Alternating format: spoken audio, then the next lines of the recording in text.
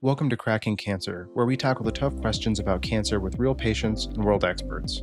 Our mission is to empower the cancer community through education, bring transparency to the oncology system, and drive funding for critical cancer research. Whether you're facing a diagnosis, supporting a loved one, or simply here to learn, we're here to bring clarity, hope, and action to the fight against cancer. Hey everyone, welcome to Cracking Cancer. I am your host, Dr. Kyle Concannon. I'm a physician scientist at the University of Colorado, and I am joined today by JJ Singleton and Bill Thach. Today we're talking about the challenges of integrating into social groups and really the necessity of integrating into social groups as we're challenging or navigating these challenging cancer diagnoses. And both of you have really great experiences to tell there. And I think it took you both a long time to figure out the right support for you and the benefits that came from that thereafter. So why don't we jump on in? Maybe JJ, you could introduce a little bit about yourself, and then Bill, you could introduce you as well. Yeah, it's great to be here. As people know, I'm JJ Singleton, diagnosed with colorectal cancer at the age of 27. It took me over 5 years till I got into a support group or anything until I found a place. And then that's kind of when my whole life with cancer changed. So I'm looking forward to diving into this conversation. Hey everyone, my name is Bill Tutt. I am a stage 4 neuroendocrine carcinoma patient, and it started in my rectum. It also took me roughly about 5 years to find the correct social support group. Before, it was basically just finding the balance of, is this right for me? Do I want to really do this? And I just want my life back. Thanks for joining, Bill. And you also work with Man Up to Cancer, which I think is a great mission that helps other individuals find their social groups and support there. So I'm looking forward to getting a little bit into that too. But first, you both mentioned that it took years to really get integrated into a social network. And I think this is something that many guys experience. It's not unique to males. So a lot of people in general experience it, but maybe a little bit more so the male community that I've seen is somewhat isolated. So I'd like to hear first, Bill, we'll start with you. What took you so long? What led to a 5-year delay in incorporating yourself in a social group? Part of it was basically just trying to survive. I've been through 9 lines of treatment. So constantly hearing that my treatments are no longer working from my oncologist was one of those things where I can't really focus on these social groups where I'm just trying to I'm struggling just to stay alive at the same time having my priorities as at the time, a husband, a father, a provider, and someone that was just focused on my career. It was one of those things where the social aspect of a community was not at top of mind or a priority at all. What changed? The thing that changed was I noticed that my mental health was deteriorating as every year passed and as every treatment passed, where until I started being part of social groups where I started seeing some positives from it, but then I couldn't feel the relatedness within the groups that I was in. It would predominantly be women. It would predominantly be women that were older than me.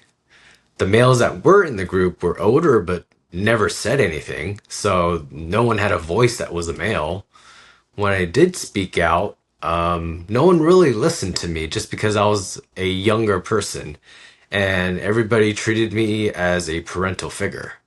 They didn't take what I said seriously, even though I came from the world of oncology.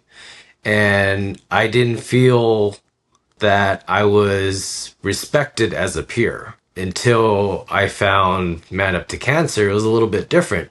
I still had the challenges where I was the youngest one in the group, but that slowly dissipated as we started bringing in more people around my age and people who kind of understood the struggles of being a young diagnosed patient going through life and seeing how unfair it was to put our life on pause while all our other friends were basically moving forward. Yeah. And initially you were talking about being part of social groups where you didn't really feel the level of connection you were looking for. Out of curiosity, and you don't have to name names, But how did you find those? Like, what are people usually doing to identify a social group they might fit into? Before I just basically joined a Facebook group. I originally started with that. Went to a couple meetings. I noticed that I didn't like virtual calls. Yeah. And then I found an AYA group where I enjoyed it, but it was also out of the way. So if I wasn't at the hospital, where that social group was basically 10 minutes away from the hospital, and I wasn't at the hospital at the time, I would have to drive over an hour just to meet up with that social group. And being a new father, I was like, I had to prioritize time with my daughter. So it's very hard. And then when I did find the correct social group, I noticed that my priorities changed where I was like, if I don't take care of myself psychologically, it's just as bad as not taking care of myself physically. And when I started focusing more on that and my mental health, my relationships got better, my frame of mind got better, and coincidentally, my treatment started working again. Yeah, interesting. And the challenge of balancing multiple priorities and deprioritizing yourself amidst all this other everything else that's going on is I think a common one that people experience, particularly if you have young ones at home. Maybe over to JJ, same question for you. What do you think was the barrier that led to such a delay in integrating into social networking? Yeah, for me, it was a lot like Bill, but in a little different context. I was so stubborn and set my own way that when I got diagnosed, I was like, I can handle this. I don't need to burden anybody else.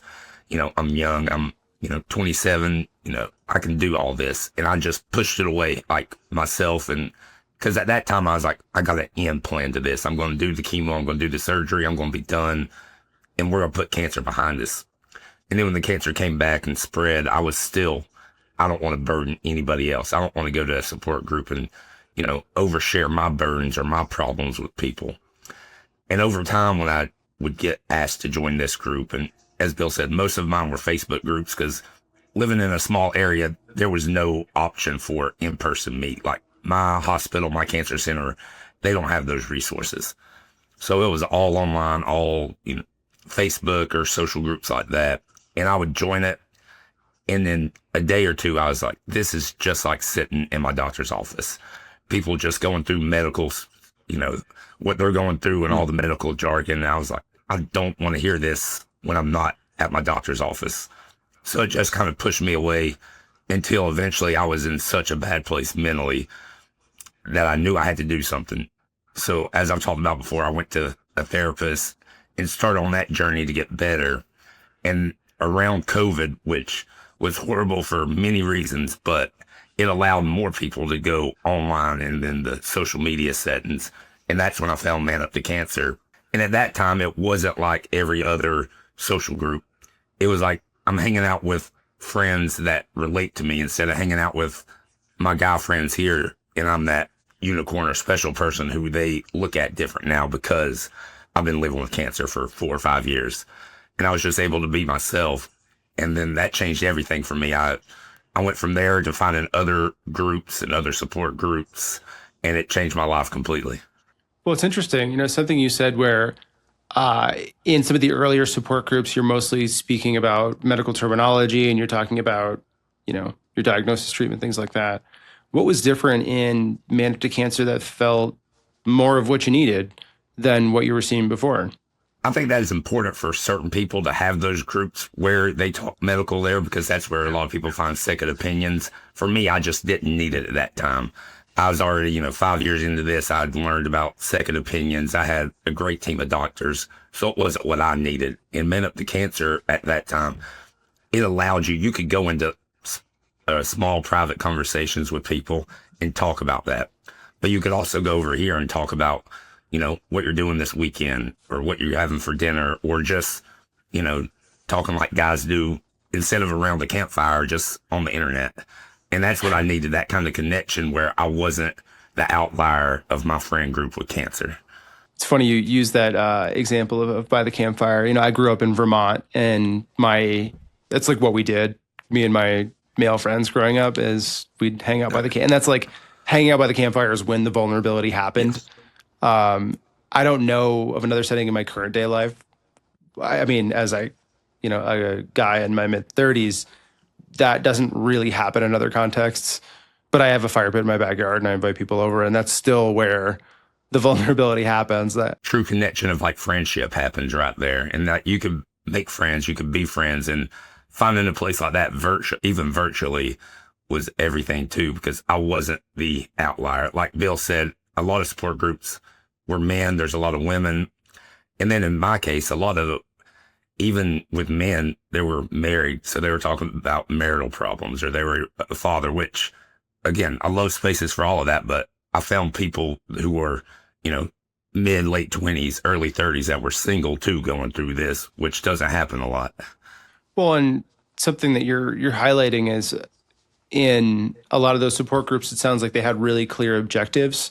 And here you have a space for no clear objective, which is like how you need to, open up and explore what you need to explore, and people are going to find relatable things, but you need to have an empty space to fill. Exactly. And Bill, was that kind of the intention, or did it evolve into that? So, Man Up to Cancer, their main focus is social and emotional support for any man that's affected by cancer. So, there isn't a lot of talk to medical, whereas it's just mainly just to support that individual member, their wins, their losses, the motivation, and there isn't it's not surprising to see when a person posts in circle where they're struggling mentally, and you'll see 5, 10 members put their phone number in that comments, and they are open arms to that individual who needs to speak. And that's just not something that you typically see in Facebook groups, in normal social settings where they are there just to basically talk about them. Whereas in Man Up to Cancer, you are there as a pack. And to highlight what JJ was saying, where being vulnerable around the campfire means a lot, just because fire signifies so many different things. And being able to share that with another member when you go to an event like Gathering of Wolves, where you see these individuals in person instead of a virtual setting, and you never really know how much you'll click, because I've made such great friends from Man Up to Cancer that I feel that even though we've only been virtual and we've only met a handful of times in person, I feel like I've known them for years. Yeah, I think it's a funny way you mentioned that. One of the people that co-founded the podcast here, along with JJ and JJ, you and I have never met in person, but we have a lot of conversations, and Samantha and I have a lot of conversations, Ashley, so it's different. It's different now. I think we have these opportunities that we didn't have before to reach out and to make these connections that are very real, and where all of us are in different states, and we're able to do this. I'm curious what Bill, maybe in your words, what is the itch that Man Up to Cancer is scratching that other groups you felt, or JJ you felt, weren't able to meet? And a lot of this we're mentioning social support. I hear that in a lot of other groups too. Is there a unique spin at Man Up to Cancer, or is it providing that empty space without agenda? So with Man Up to Cancer, a lot of men are very careful and cautious about being vulnerable, because I've been in situations where my vulnerability was weaponized, and I have never seen that at Man Up to Cancer. You could be vulnerable and you don't have to worry about people using that against you. Can you speak a little bit to that? I think exactly what you're saying is what a lot of people worry about. And it's hard as a guy to be vulnerable. So it's like most men, when they think they're being vulnerable, they'll feel that they're going to be judged. They feel that they're going to be seen as weak. But over time, I've seen that being vulnerable is a superpower. Just because you show that you are not perfect and needing help doesn't mean that you're weak. It actually shows that you are allowing the other person on the other side to help you because we as human beings, we want to help each other. We're social creatures. And when you allow that other person on the other side to help you, that bond only gets stronger. Do you think there's a difference in male groups and female groups? Generally speaking, will you give the example of a ovarian or breast cancer support group and, prostate cancer, for example? Do you think there's a difference in how emotional struggle is received and maybe nurtured, vulnerability, so to speak? I would say women are a lot more empathetic, but I also think that they lack a form of empathy with men just because they truly don't understand the nuances of being a man. When you talk with another man, they totally understand that when you have to be prioritizing everything except your own self, Mm-hmm. and other men can understand and relate to that, and they show you the support that you didn't get from your own family members. Because I feel that people who don't have cancer, they could sympathize with you, but only real cancer patients going through the thick of everything can truly empathize with another cancer patient. JJ, what are your thoughts? Yeah, no, I agree in so many things. And to go back to the original question, like Man Up to Cancer, it did give me that space without an agenda, which I didn't know I needed at that time. But looking back, that is exactly what I was missing in every other aspect, because it allowed me to be myself and make connections without that kind of overarching, like, we're here to, help find a cure. We're here to do this. We're here to do that. And then those connections are what allowed me to blossom into what I do today, pretty much the advocacy. And I can look back on it now and it was like just that unstructuredness of it, the no agenda, the connections that you truly made there is what allowed my life to change in that regard. And that's why I always am so big on Man Up to Cancer, because it started my life today. And yeah, just the ability to be vulnerable. And I've never had an issue with like talking about my ups and downs to, men or women, but there it allowed me to be vulnerable, but also help other people, like when they needed somebody to be vulnerable too. And it showed me that side of it, which I hadn't really, ever experienced, because like we've talked about before, in my world or my area and most other people, men aren't really vulnerable to each other. We don't sit around and talk about that. But in there, I got to see both sides of it. Yeah, it's interesting you mentioned. I mean, I think I come from a working class family too, and it was very looked down upon when I was growing up to need a shrink, go to a therapist. No one in my family did that, and there was very much this sentiment that to be a man means to, and it's interesting because we're looking at these character traits that usually signify resiliency and strength, determination, these positive attributes. But the signaling of those is different from having those. So I think a lot of it is suppressing, addressing our emotional challenges, particularly with other guys. My father and male siblings were not the people I would necessarily go to for emotional concerns, but the women I was around, it was easier to go to women with my personal emotional concerns growing up in that kind of culture. And I wonder if you have thoughts as to what the barrier is in men in particular. Why do we feel so, I guess I'm struggling to even find the words here. Why is it so hard to talk to each other about being vulnerable or struggling? Because many times, I think we have a fear that we're going to be judged and we're going to be negatively perceived or something. I don't know if that happens as often as we worry it might, but I feel like there's a barrier there. It's easier to go to, it's easier to not go to a male colleague with your vulnerabilities. And just curious if you have thoughts as to why that might be. For me, I really think it's just like what we grew up or what I grew up with, like just Yeah. generations down where you learn from your dad, your older brothers, your cousins, uncles, grandparents.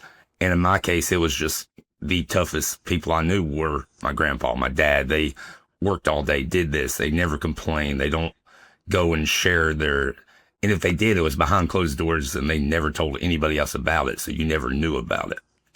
And I think just growing up with that, you see it in, pop culture, the typical, stoic man hero is always, quiet. He doesn't really show that part of it. It's changing now a little bit more, but growing up, 2 decades ago, watching all the people I looked up to on TV, it was all the same as what I seen in my dad and my grandparents. And I just Yeah, think, there's no scene in yeah, Braveheart that, yeah, yeah. yeah. And for me, that is just, I grew up thinking that way, and it took cancer and me hitting rock bottom and seeing it in a totally different way for me to change my mindset. Bill, what are your thoughts? Why do you think it's so challenging for men to confide in each other when we're struggling? I feel that it's the stigma that we've lived with for so many generations. But then at the same time, with all the medical research out there on mental health, there's so much generational trauma that has been passed down to each generation. And it's already just compounded so much that it's somewhat getting out of control. And the thing with our technology nowadays is that we have forgotten how to be resilient. So, but it's also opened doors where people are a lot more expressive in what their emotions are, what their struggles are, where before this was looked down upon. And I feel that it's both a good and a bad thing because you're getting out what you need. But then the other thing is because if you're doing it on social media, you also get the backlash of people who are not comfortable with that. And that could also bring additional trauma on top of your trauma. So, could you speak to that a little bit? Because I guess my assumption, and it is an assumption, would be that if someone is in these groups, they're expecting to see someone else's vulnerability and they're expecting to see someone else's struggle. Do you get what's the conflict that might arise there? Well, some people, I've heard from a number of people when they join these groups and they hear about the negatives that are happening about someone else's life, I'll hear instantly, I can't take this. I don't want to see this. I'm already dealing with enough with my own issues. If I'm reading from another person that they passed away, if Yeah. they've been hospitalized, or if they're going through all the struggles of life all in one page, and I'm reading 3 or 4 different stories in very similar viewpoints, and it only allows it only allows this individual to spiral out of control. Whereas some other people, they use it as information. For me, I always use it as information. I would basically join these groups because I would want to hear anecdotal information of what they did, what provider they went to, what worked. Because I feel that with the medical institutions today, they're very reactive to what they do. But not many people take a proactive stance where people don't want to put in the work for their mental health, for their physical health, where we know that there's so much literature out there where exercising can help mitigate side effects and allow you to live longer without metastatic disease. Yeah. And with mental health, it's one of those things, if you are in a bad mental health state, and you don't do anything such as seeing a therapist, having community, having strong ties, and having some sort of purpose, you have poorer outcomes. Yeah, I don't know if you've ever read the book Seven Habits of Highly Effective People by Stephen Covey. It's one of my favorite books of, personal effectiveness, I suppose. And he goes through a series of 6 habits that one should do to be particularly effective in whatever you're trying to do. And then the seventh one is called Sharpen the Saw. And he gives this story that, he makes up, but, there are two people who are lumberjacks and they're sawing down trees all day. And then one guy is every lunchtime he goes out and he takes an hour lunch, and the other guy pushes through his lunch and he continues to cut. And then somehow at the end of every week, the other guy who took the long lunch and didn't work as many hours or as hard as the first guy, that person is, improving on their quotas. He's cutting down more trees. So then, but he also sharpened his axe. That's what too, he did right? in the hour. Yeah. So he's I remember. Well, I was like, what are you doing this in that hour? He's like, well, I go and sharpen the saw. And it's this idea that I think, JJ, this was something you were speaking to. You're like, I'm just pushing through. I'm getting through this, and it'll be over when it's over. And I push through. And I feel that in myself too, that it's really hard to budget time to sharpen the saw. The exercise, that I need an unscheduled hour to just hang out, and that will be better for me in the long run. I'll be more effective.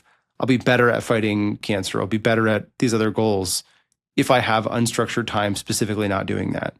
And I think that's a really hard thing to reconcile.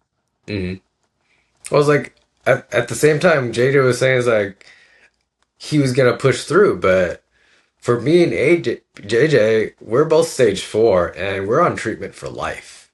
Yeah. There is no end point. So it's either we fix this and mitigate as much as we can, or we will have a pretty bad ending. When I was saying I was just going to push through and, put my head down, that was at the very beginning.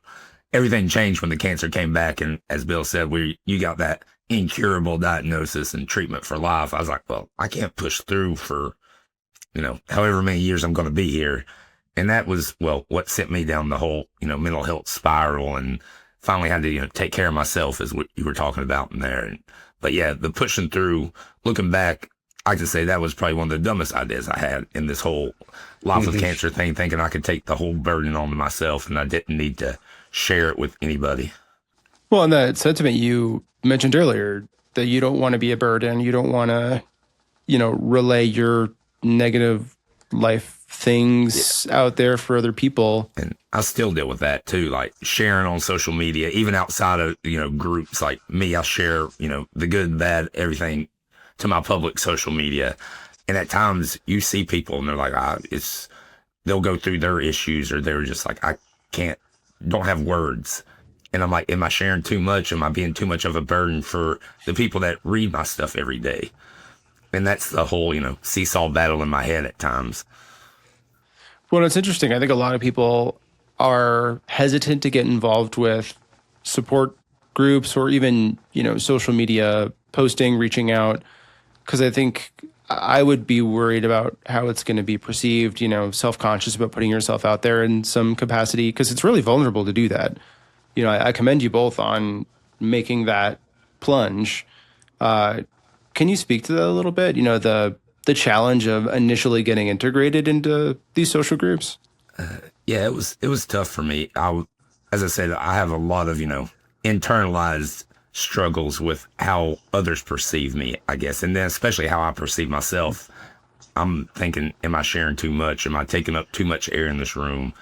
And especially once I learned to be in other groups or, nonprofits and all these things I was going to, I was like, is my story taking up too much of the air in here? Because it seemed like everybody would recognize me from getting on a story here, a publication here. And I didn't want to take away from other people, because their story and what they're going through matters just as much. And so I had to internalize that. And then sharing on social media, I've lost friends that I grew up with because they don't want to deal with it. They don't want to see the bad news. They might like a post where I'm, traveling right now, but they won't even associate with it when it's the bad news. And so why do you think that is? I wish I knew, or wish I had a better answer. I think some people just don't want to go through or see the bad news. They want to have that image of that social media puts out, that, oh, JJ's doing fine. Yes, he has treatment, but he gets to travel all over here. He's having fun. Has a lot of friends. They don't want to have that mind that he's been suffering for 10 years and going through hell every 21 days and even in between there with all the side effects. Bill, what are your thoughts there? I mean, of the reactions that people may offer in social groups or through social media, what have you experienced and how do you cope, I guess? When I first started, I was kind of just like a fly on the wall. I would just read. Just because I wasn't, it took, I had a warming up period of when I would be okay to divulge any information about me, just because I didn't know anyone in the group. So having my guard high was always a first thing that I did. But over time, as I started seeing the movement of the group as well as how the members basically reacted to anyone else's, that's when I started to feel safe. That's when I started to speak more. But there's always that period where you don't know what you're going to get out of every group.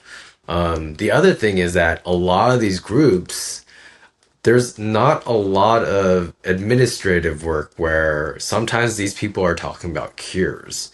Some people are talking about what you should and shouldn't do. I was like, who are you to tell me to do what I should do? We're all cancer patients and we are individuals in our treatments. That's the other thing I liked about Man Up to Cancer, where they police that. They don't allow that. I was like, this is purely social and emotional support. If you talk about cures, if you talk about advertising yourself, you're gonna be talked to, and it's gonna be removed. That's a sentiment I had not considered actually, which I see it a lot in social media, Instagram, things like that. I mean, people post on our content that the people need to be doing X, Y, and Z. I get people reaching out to me to come on the podcast to say, I want to highlight this cure. And it's really, I guess I'm not surprised to see it in that format because social media is, you're so distanced. Anyone can say whatever. There's no repercussion. But when you're sitting there with someone in this kind of format where there's the potential for conflict, I imagine conflict ensues when someone is making something that bold. And we've had a different podcast about this because I like to give most people the benefit of the doubt that they believe they're doing good.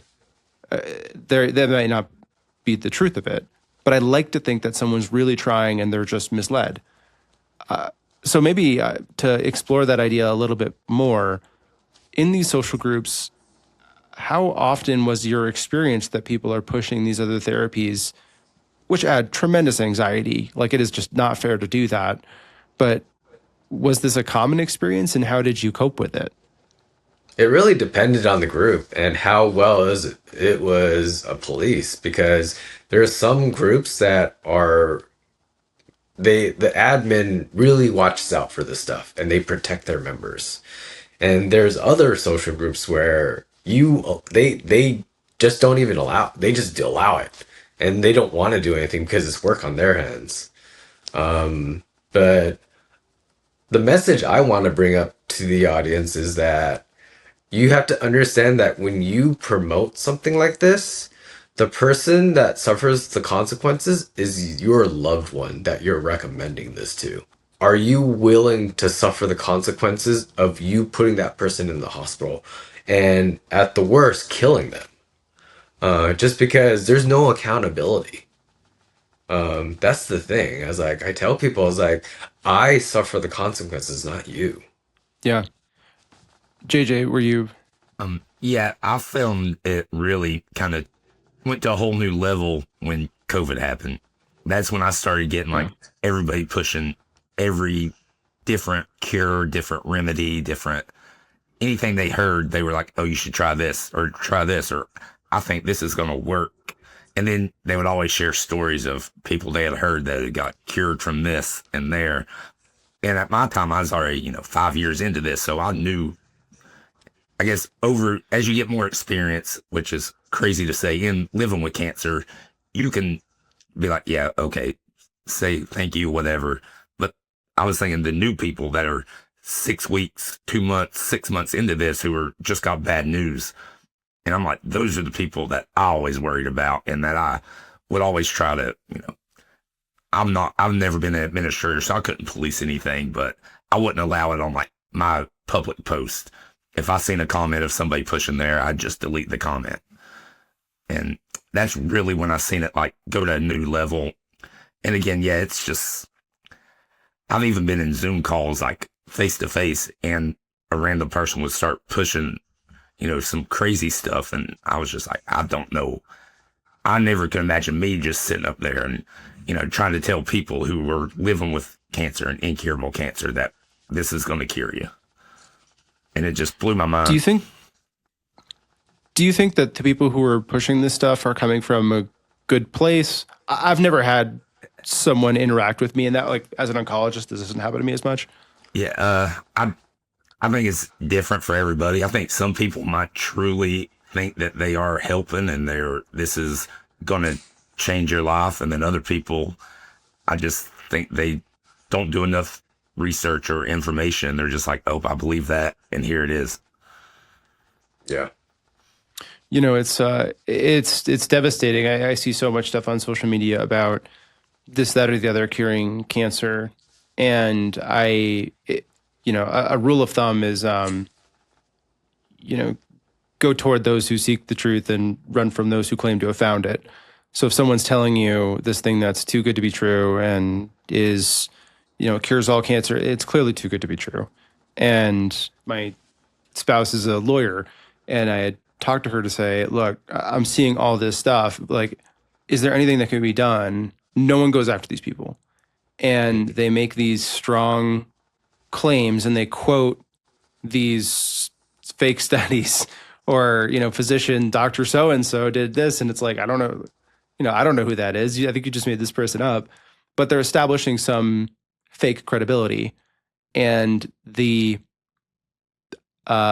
guess the bar to clear when you're trying to go after someone is, would a reasonable person take that person's medical recommendation? Like, they don't have the medical doctorate and oncology expertise. So someone would argue, oh, a reasonable person shouldn't take their medical advice off social media. And it's tough. So that's kind of the legal thing. It's like, you can't go after this person because a reasonable person shouldn't be seeking medical advice on Instagram. And then my counter to that, which is not what I think the legal world identifies as a valid counter, but my counter is when you're facing a terminal diagnosis, what you think is reasonable is very different than when you're not facing a terminal diagnosis. So it's really, really hard, I think, to navigate that. I mean, I would probably find myself in the same struggle, to be frank, because I know all the medical literature and, well, I know some of the medical literature, and I have a laboratory and we do these kind of studies, but even that hint of a what if is just so enticing to say, evaluate it. And it's really hard to navigate the costs associated with doing that. Mm-hmm.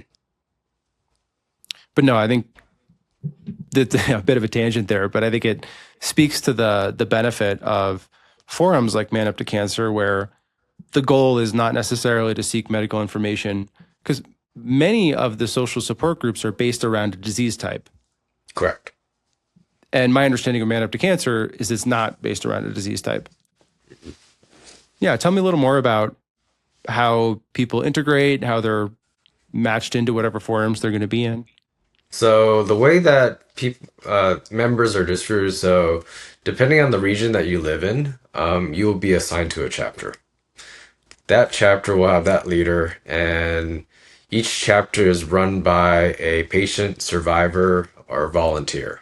Or not volunteer, caregiver. So those individuals will facilitate local meetups or even mini gals, which is a gathering of wolves. And you just create, these chapter leaders will basically just check in on members to see if they're doing okay.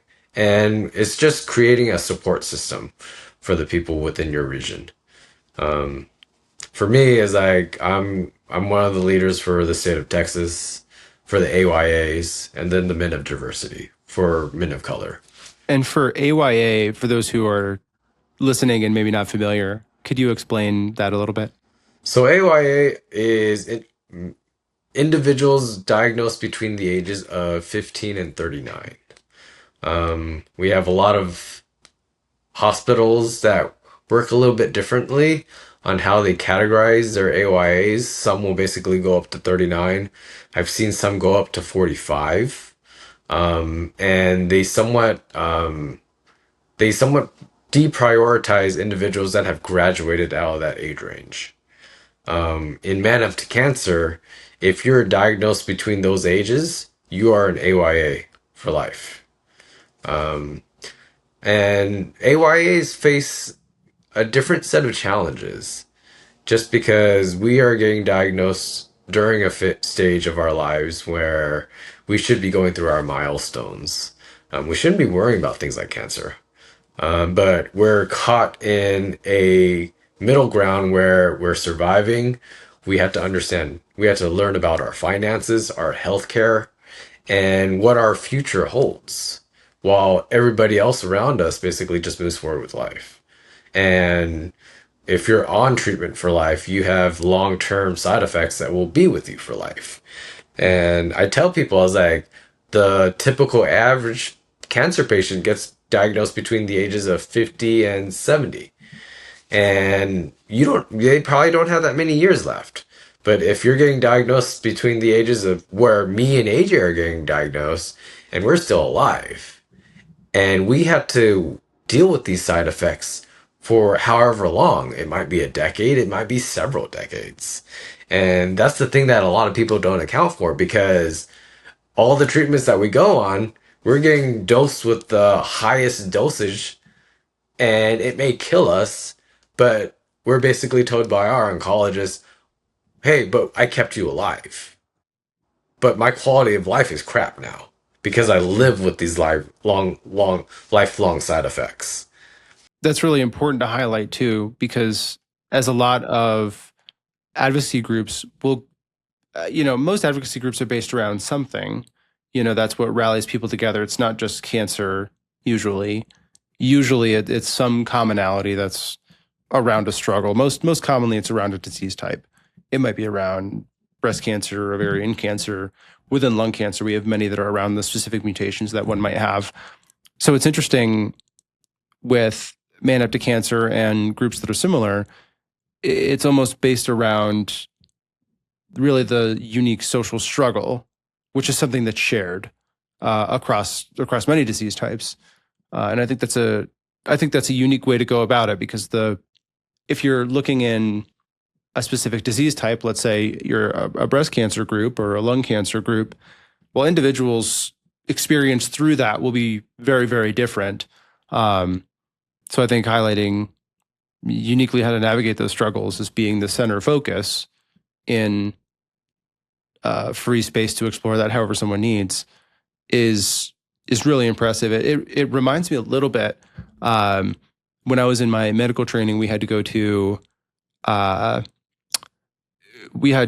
Alcoholics Anonymous as part of our psychiatric rotations. And it was just to see what AA was like. And because there was a thing it was like the most effective intervention you can provide for someone who's suffering from an alcohol use disorder. So, you better understand what you're asking people to go do. And that I thought was one of the most really profound interventions, because I had all these conceptions of what it might be. And then going there and seeing it's exactly what you're mentioning. It's this open space where you don't have to talk if you don't want to talk. Generally speaking, this is around alcohol use. That's, obviously what caused people to go there in the first place. But people are talking about just whatever struggles they have, and it may or may not be related. But that's another element that's mostly male, and it feels akin to that. And when you're there sitting through it, you can see why people do so well, is because you might be talking about the struggle you're having at work when people aren't relating to you as well as you may want, or issues of sexual intimacy with a partner, things like that. This safe space to talk about how alcohol has affected the other elements of your life. And it's here you're saying, well, we're not talking necessarily about the medical implications. We're saying, how has the cancer affected my real life? And I can see why it's so effective, because it's, Alcoholics Anonymous, probably the single most useful and effective tool in helping people with that disorder. I could see how something similar in this other context, where people have that freedom, is so helpful. There's a lot to say when individuals struggle together through their similar stories, because struggling with another individual and basically meeting them at the same level shows a lot of compassion as well as empathy. And you don't see that in everyday life. A lot of the relationships that people have are superficial. And you don't have that in Man Up to Cancer. You are bonding by trauma. And that trauma only brings you closer. Well, I think that's a very specific stereotype, I guess, for males is, two guys can go watch the game together, and then they'll come home and they'll not have asked their spouse's names. They won't have asked their children's name. Like, you'll know nothing about each other, but you enjoyed watching the football game. Unless It's you're like a Patriots fan, like military or fraternities. People do stupid things together, but that only brings them together even better. Yeah, no, it's interesting, and we need that. Like, we need to have that bonding experience. But I do think it's uniquely challenging as guys. We're more vulnerable to open up to each other. When I was growing up, it was in the era where to be gay was very, very negative. I was in a rural area where that was still really looked down upon, and to be emotionally connected to another guy bordered gaiety too closely, and it was, that itself was an insult. When I was a kid, people had this rumor about me that I was gay when I was in middle school and early high school, because I hadn't had a girlfriend at the time. And so for me to be emotionally close to a guy it was something to be attacked about.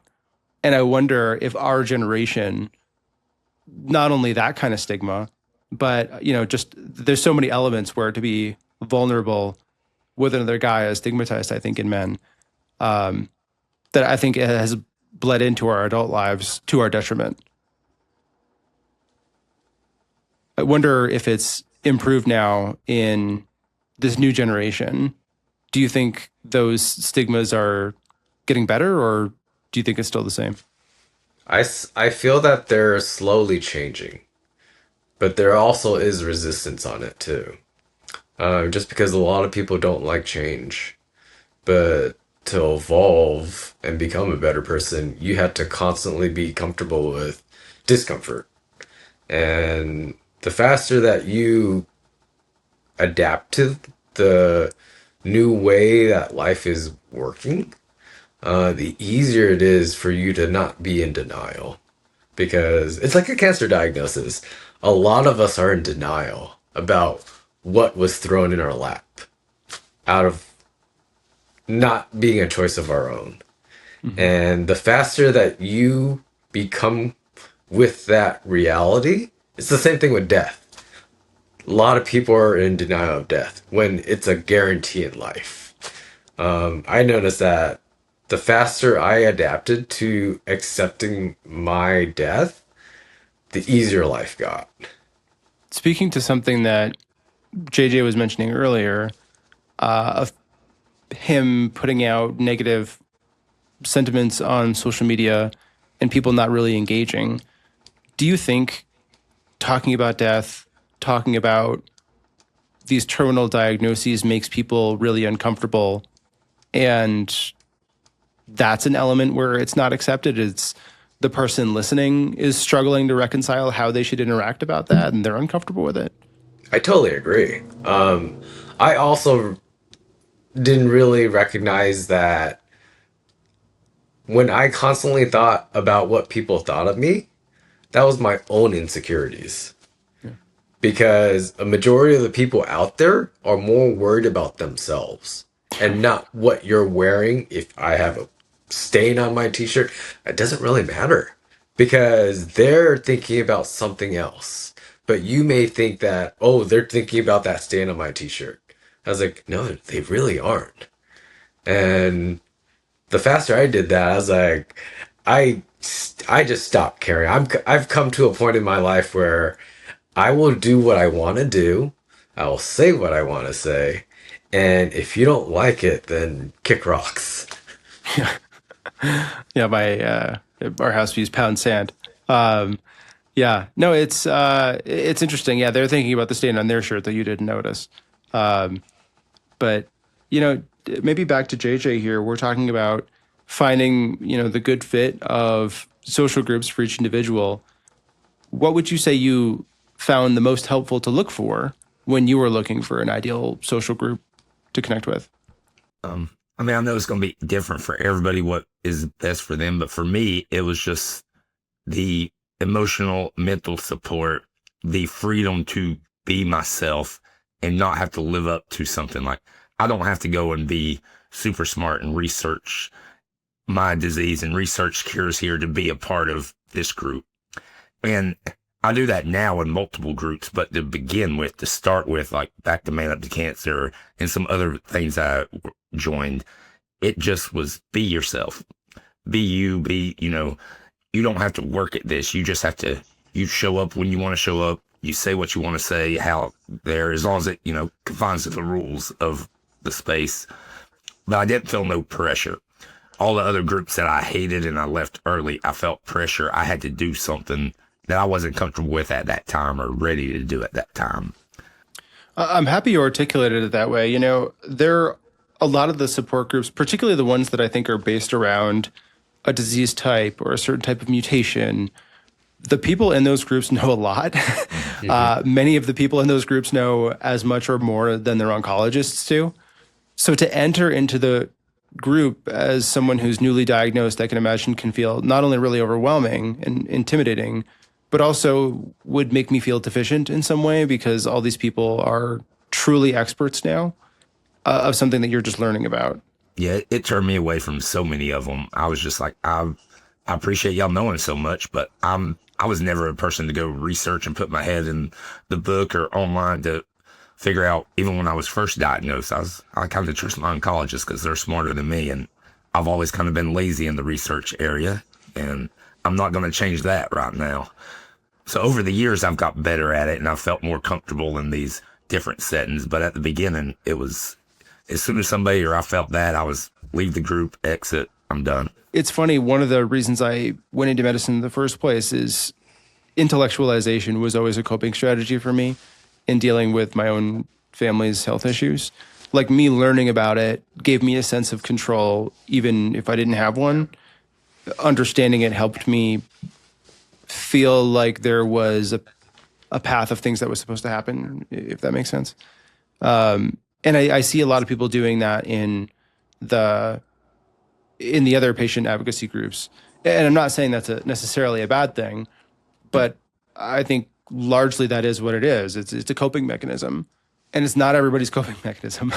It's not to say that if you don't go down the rabbit hole of learning about the newest studies that's going to mean any different for you. But for some people, understanding those and then giving them some sense of control is really, really helpful. And if you're listening and that's you, I encourage you to do that. But if you're listening and that's not you, I encourage you to not, find a group of individuals who are not the intellectualization kind of people. And, there's a lot of people out there and everyone's coping in their own ways with their own struggles, and you're going to find your people. Bill, what would you say was the thing that was most helpful for you when you were looking for a social group? So it was a pleasant surprise that I found the social group not looking for a social group. Strangely, when I was looking for the social groups, those were the groups that weren't for me.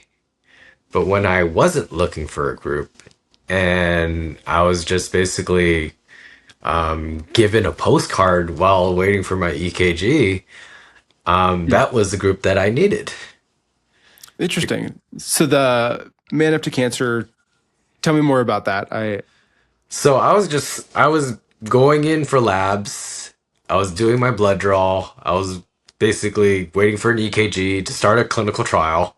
Mm-hmm. And this individual approaches me and hands me a postcard.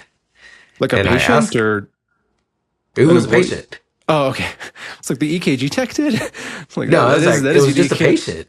Okay. And then I was like, what is this? And he said, oh, it's a men's cancer support group.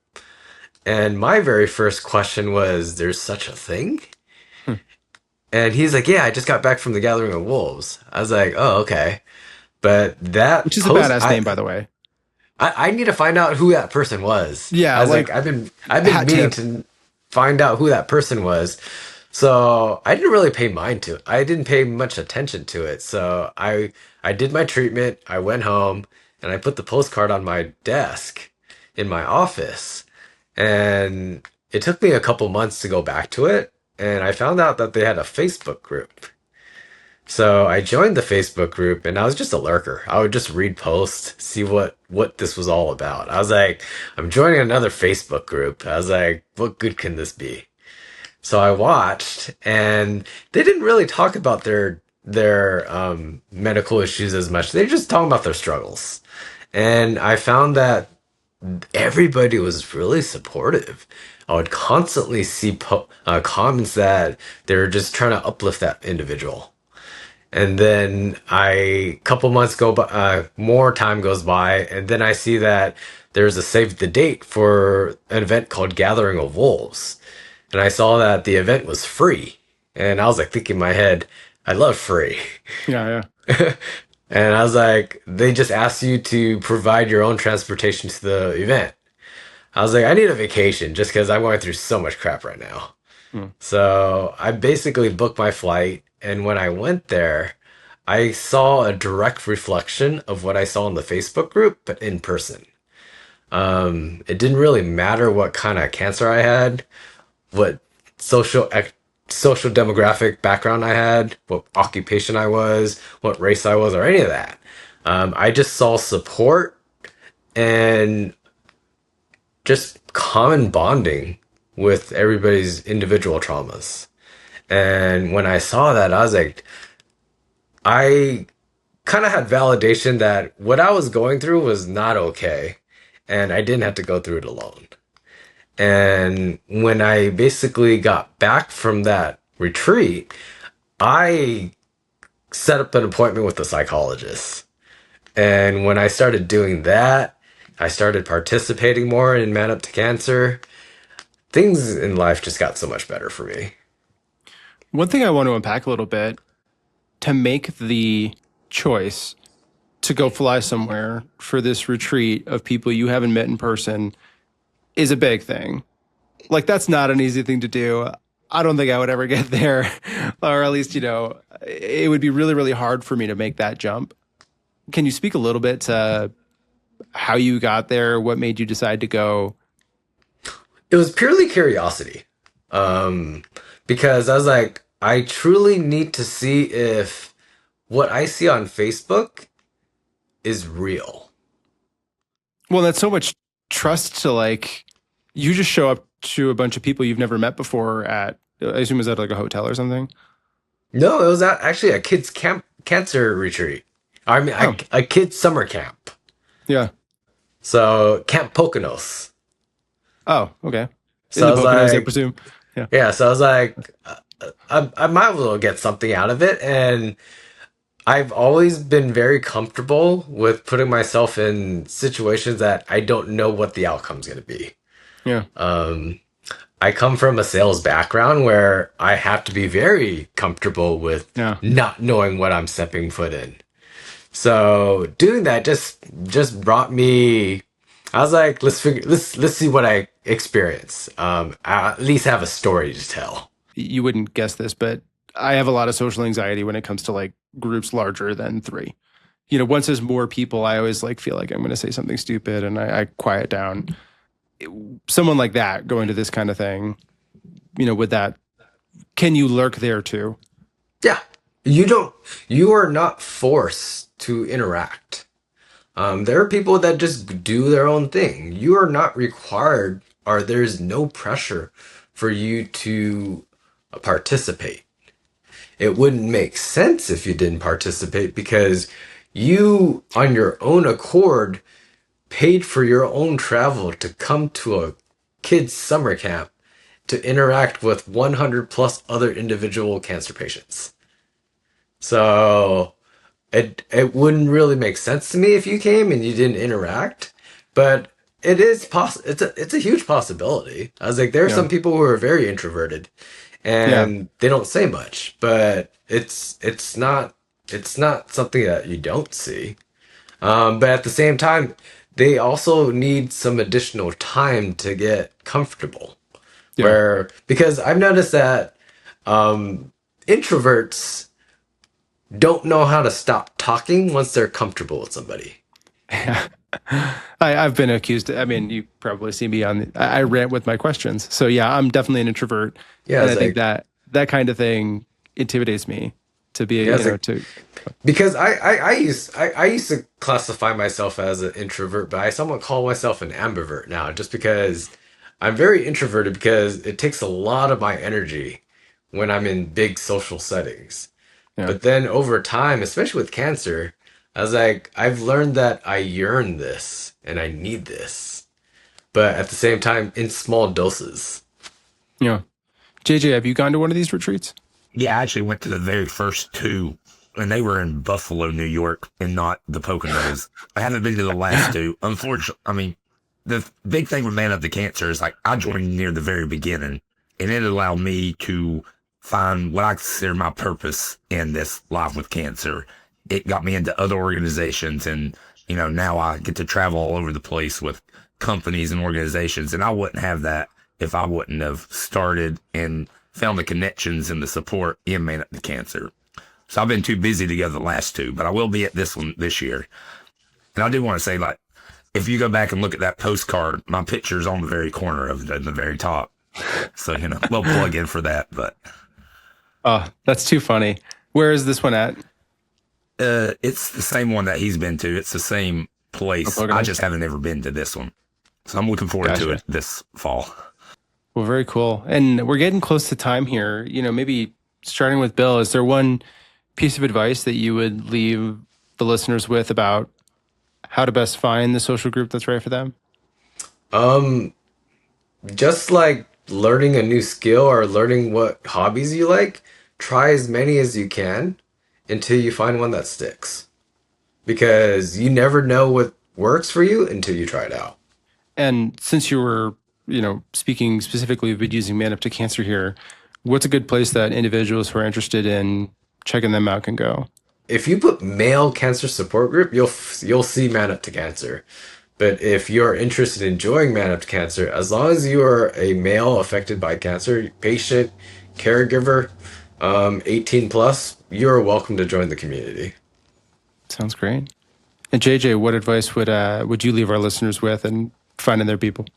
My biggest thing is never settle for something or an organization or a group that makes you feel uncomfortable. If you don't feel and you're not totally into it, don't feel bad about just stepping away, because you're not going to get what's meant to get out of it or what you need to if you're not fully comfortable and want to be there. Yeah, wise words. Well, thank you both for joining here. I know this is it could be a sensitive topic to talk about. So thanks for both kind of sharing the vulnerability behind that and hopefully leading the way for other people to find, ways to explore their mental health and kind of get right to the best of our abilities while people are struggling with these really devastating diagnoses. And I think you've both showed a lot of people that they're not alone and that there is a way forward through that darkness. So thank you both. And individuals listening, hope you enjoyed it. Let us know if you have any other questions or things you'd like to hear about, and you can visit us at crackingcancer.org. All right, bye everyone. Thank you for joining us on this episode of Cracking Cancer. If you found this helpful, please like, subscribe, leave us a review, and visit crackingcancer.org for more information. Every dollar we earn goes directly to furthering the podcast and supporting vital cancer research. Because together, we can crack cancer.